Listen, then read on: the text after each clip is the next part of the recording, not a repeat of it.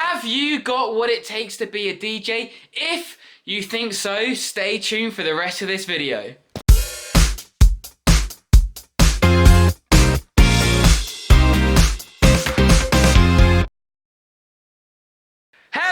What's up YouTube, and welcome to this episode of Road to Professional DJ. In this episode we are asking the question how to become a DJ. It's a question many of us have all asked ourselves, whether you are now touring the world, DJing everywhere in some of the biggest clubs, biggest events in the world, or you're just starting off and asking yourself this very question.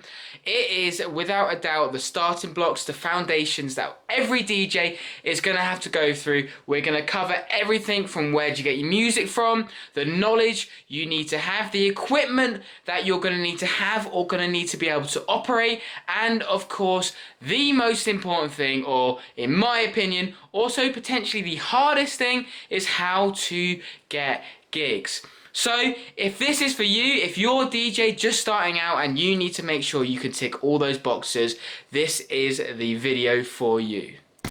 Before I go much further though, I want to remind you guys that this channel is all about doing whatever it takes to make it as a DJ, and I'm going to share as many of my experiences as I can to help you guys out there. So if that's you, make sure you do hit the subscribe button, because I've got loads and loads of really good content lined up to help you guys do whatever it takes to become a DJ or become a better DJ. So hit that subscribe button.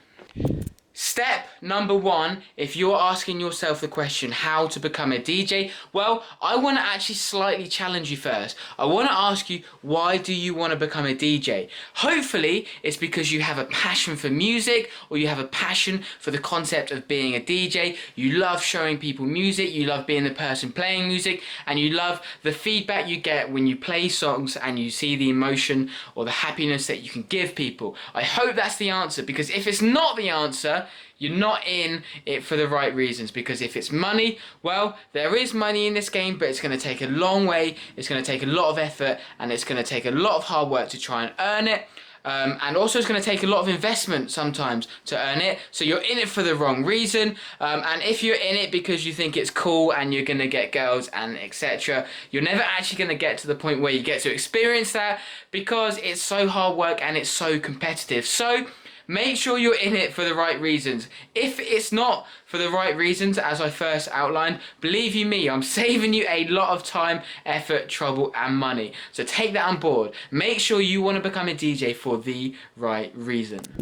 Okay, number one is equipment. Now, there is equipment out there which is going to literally set you back thousands of euros, pounds, dollars, whatever currency you're currently operating in. There really is, but you do not need to start off with the most expensive equipment. For example, you can get yourself a mixer, a bit like one like this. This was my first ever one. It costs around £100, and it's a really good starting place. It's a good place to start to learn the premise of mixing, because mixing on something like that is very similar to mixing on something like this, and this is perhaps halfway then up to the most professional DJ setups that you will find in nightclubs and events. Get yourself on something simple and easy and cheap to start with. Not only is it going to save you loads of money if you then find out perhaps it's not for you, they're also much simpler setups, so it's easier to get your head around the mixing, how to use it, how to cue up the next song, the whole concept of it. Because once you get your head around that on an easier setup, it's much easier to then go to a full scale setup. Going to the full scale setups might be a little bit mind-blowing to start with, so start off a little bit easier. Even if you want to spend a bit more money on that, you can use something like this, the Traktor S4. I'll put links into these mixers in the description below, so you can check them out if you want to buy one. But start off with something a bit more easier, so that you can actually get your head into it and you can start using it. Of course, you're going to need some speakers. So the ones behind me there, the KRKs, they're really good speakers. They're good studio speakers, but you don't even need something like that. You just need something to get yourself started on. Of course, if you do want to start getting yourself into the events industry, being a mobile DJ, you're going to need at least a set of PAs and maybe a subwoofer as well to go with that. And as well, if you are doing mobile DJing, you're going to need a table, you're going to need some decorations, you're going to need some lights and stuff like that. So do you remember what I said, that if you're not in it for the right reasons, it's potentially going to cost you a lot of money and get you nowhere? That's because getting yourself on to the start of DJing, it could start as little as 100 quid for a set of DJ decks, but if you wanted to do mobile DJing, you're easily going to be looking at around 5, 6, 7, £1,000 just to get yourself going with all your setup, your lights, etc. That's, I mean, if you're really doing proper events. If you're just going down the pub and putting on some music in the corners, maybe that's different. But even a lot of pubs are spending a lot of money on their DJs and getting DJs with proper good quality setup. So that's something to definitely consider. Music. Now, okay, there's two different elements I wanted to talk about with the music. The first is the music itself. If you just want to get into DJing, you want to start doing it, you want to do it at house parties, you want to do it as a hobby, don't feel too bad about just getting the music off YouTube or something like that, or somewhere you might get it for free. I'm not going to tell you exactly where to do that, but you getting the gist here. If you just want to do it in your bedroom, then maybe you don't want to be buying the music because it's going to get expensive quick. But if you do want to make sure that you can play that music out and about, it needs to be super high quality. Really, you're going to have to buy it. You're going to have to buy the rights to the music with that, which allows you to play it out and about.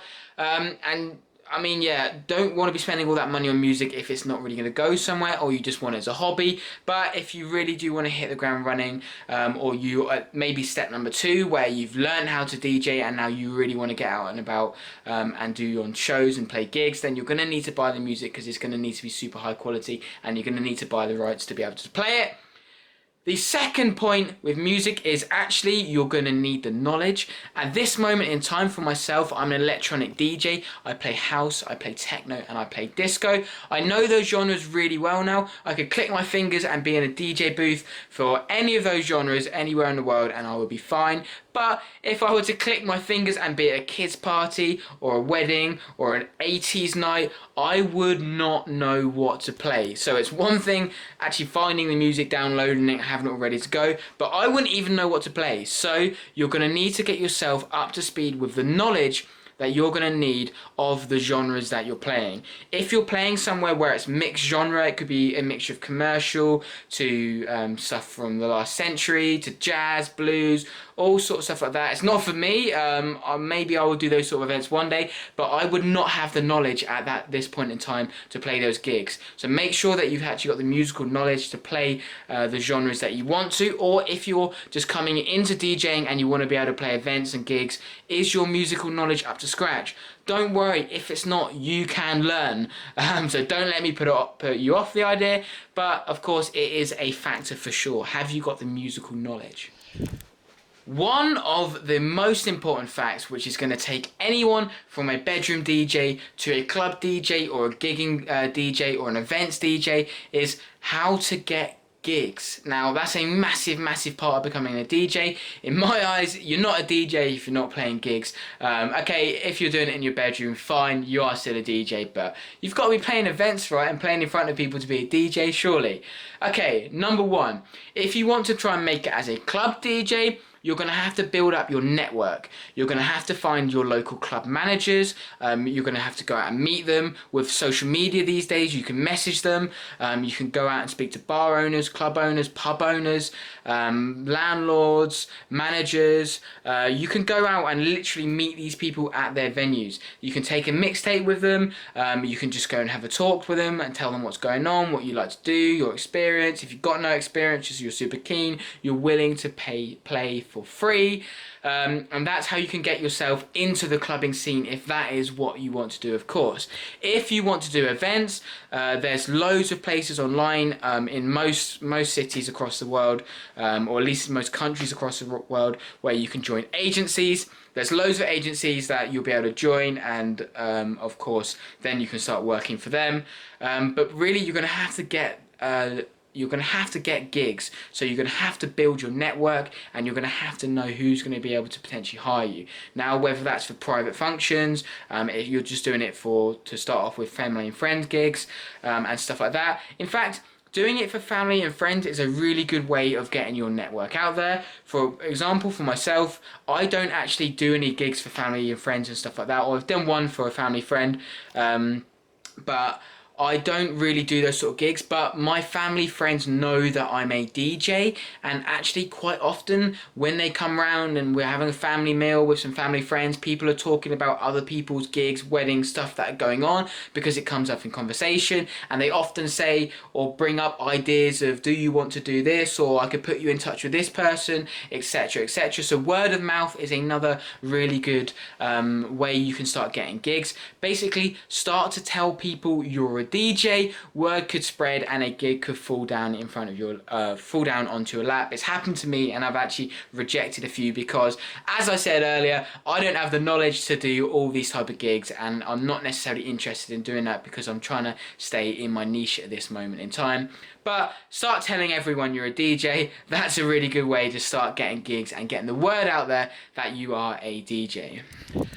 Okay, so in conclusion, I think that just about ties up everything that I wanted to cover, from your motives, the equipment you're going to need, the music that you're going to have to physically have or own, and of course the knowledge to do that as well, and to get yourself out there and of course be a DJ that's doing gigs. I hope that does just about cover everything. If it doesn't, or you have any other comments or suggestions or questions, put them below and I will answer them. Also, you can check out my Facebook page, Road to Professional DJ, and you can message the page there and I will get back to you. But I think that does just about tie up everything for now. Thank you so much for watching. Please, of course, do give the video a thumbs up if you found it of any use or any value or any of that good stuff. And of course, do subscribe for more good stuff coming soon. Cheers!